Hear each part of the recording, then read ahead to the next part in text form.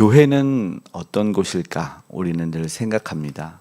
교회를 이루는 나는 어떤 기독교인, 어떤 하나님의 사람이어야 하는가? 우리는 늘 되묻고 스스로를 돌아보며 점검해야 합니다. 발락과 발람은 이름이 조금 비슷하지만 발락은 모압의 왕으로서 자신의 어떤 왕이라 하면 예전 왕은 지금처럼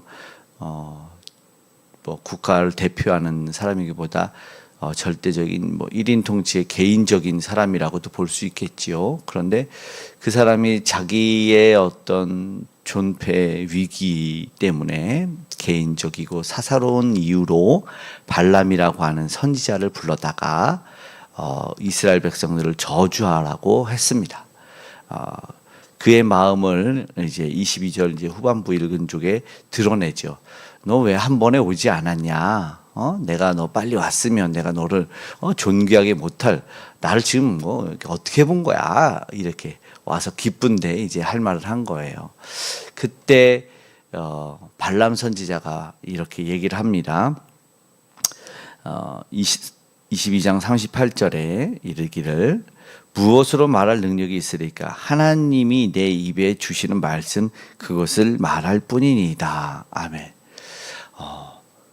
하나님의 사람은 사실은 이래야 되죠. 하나님이 원하시는 말씀을 전해야 되죠.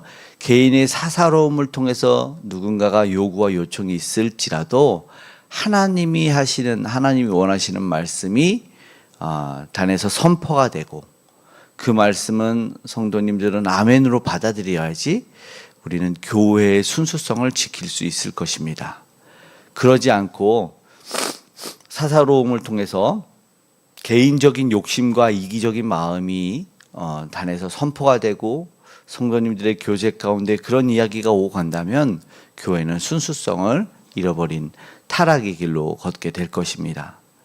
우리가 보고 있는 우리가 섬기는 교회는 어떤 교회인가요? 우리는 바로 그런 교회를 위해서 기도해야 되고 그런 교회를 만들어야 됩니다. 예수 그리스도의 몸된 교회, 예수 그리스도의 머리로 세워진 교회, 피로 산 값진 교회는 어떤 인간에 의해 사사롭게 움직여서는 안 되고 오로지 하나님의 말씀이 온전히 선포되어야 됩니다. 그 교회는 내 뜻과 내 생각과 다르다고 해가지고 다툼과 싸움이 있어서도 안 되고 분쟁과 시기가 있어서도 안 되고 오직 하나님을 찬양하고 하나님을 예배하며 주님의 말씀을 오로지 전파하는 곳이어야 됩니다. 교회 표징 중에 하나가 바로 성례와 말씀 선포 그리고 권징입니다. 말씀 선포가 하나님의 말씀이 선포되는 것이 너무나 중요합니다. 오늘 본문에 또 이제 23장으로 가면 정성스럽게 이제 예물을 준비해서 하나님께 드린다고 보여집니다. 그러나 여기에 목적이 있죠. 하나님을 영화롭게 하는 예배를 위해서 정성스러운 제물 7은 완전수라고 하잖아요. 그래서 1절에 23장에 보면 제단 7에 수송아지 7마리, 수장 7마리를 준비하는데 정성스러운 흠없는 것들을 그리고 완전수인 이 제물을 준비하겠죠. 대충 준비하지 않을 겁니다. 왕으로서의 위엄 아니면 거기에 국가를 개입했다면 정성스러운 예물을 준비했을 것 같아요. 그러나 우리가 보십시오. 여기에 목적이 있잖아요. 내가 하나님의 사랑을 입어 주신 하나님께 감사해서 하나님에게 나아감이 부끄러워 속죄를 드리기 위해서가 아니라 지금은 내 오로지의 욕심을 위해서 하나님께 예배하고 있는 것을 우리는 보게 되는 것입니다. 이것을 우리는 사사로움이라고 보고 개인적인 것이라고 보게 되는 것입니다. 그렇게 됐을 때 이것이 온전히 우리는 하나님께는 자녀로서 모든 것을 구하긴 합니다. 그렇죠? 하나님에게 일용할 양식부터 모든 것을 구하고 다 말해서 하나님께 받아요. 그런데 우리가 구할 때 하나님은 사실은 들의 백합화를 보라 예수님이 말씀하시면서 내일 일은 내일 염려할 것이요 하나님이 다 입히시고 먹이신다 염려와 근심을 내려놓으라 하면서 하나님이 그 백성을 책임지실 것을 얘기합니다. 그러면서 하시는 말씀이 너희는 먼저 그의 나라와 그의 의를 구하라 이렇게 말씀하시는 것을 보게 되지요. 그렇게 말씀하시는 것을 볼 때 우리는 교회로서, 우리는 하나님의 자녀로서 가장 중요시해야 되는 것이 무엇인가에 대한 우선순위를 바로 잡아야 됩니다. 그래야지 교회가 교회의 복음의 순수성을 잃지 않습니다.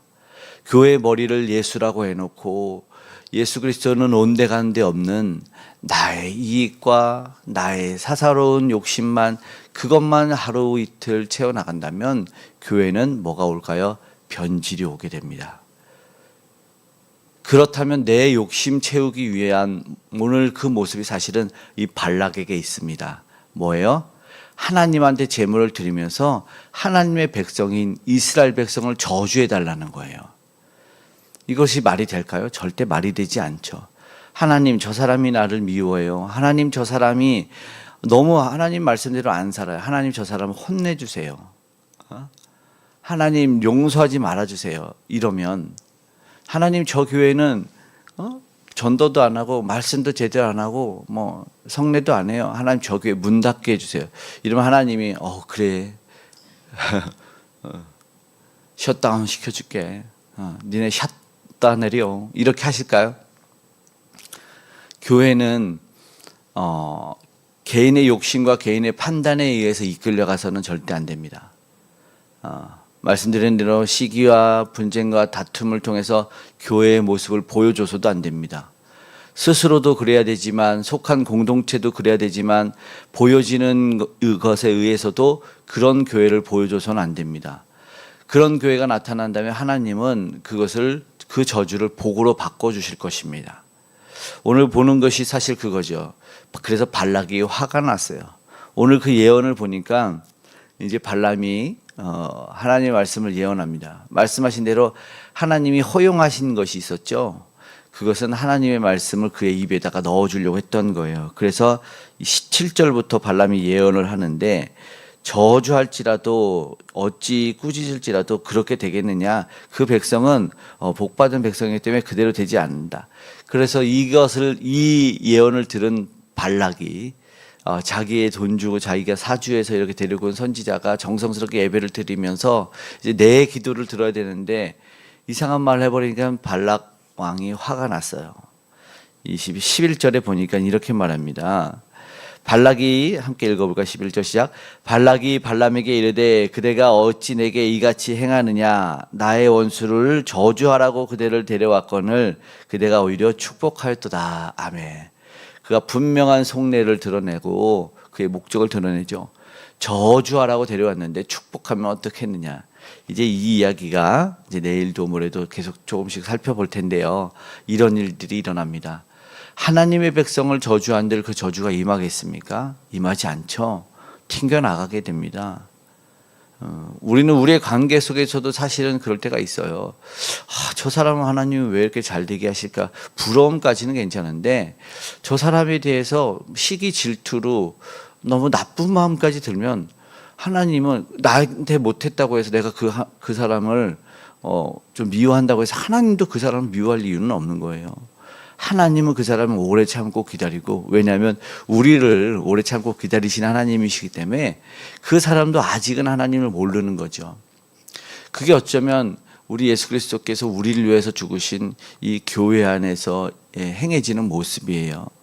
하나님은 우리는 다 죄인이기 때문에 죄인들을 사랑하셔서 그들을 구원하시기 위해서 불러주셨단 말이죠. 그래서 가장 귀한 것은 예수 그리스도의 복음을 통한 구원받은 자들이 진짜 그 구원에 감사해서 예배를 하나님께 드리는 것이 교회의 모습일 것입니다.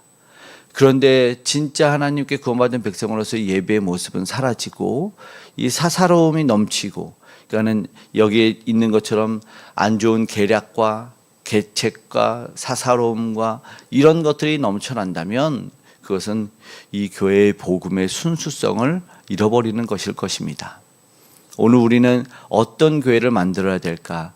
우리는 어떠한 공동체의 일원이 되어야 될까? 오늘 우리는 어떤 리더의 모습을 갖춰야 될까? 이 겸손히 곰곰이 봐야 됩니다. 사실 이 발람이 하나님의 말씀을 온전히 전했다고 보여지죠.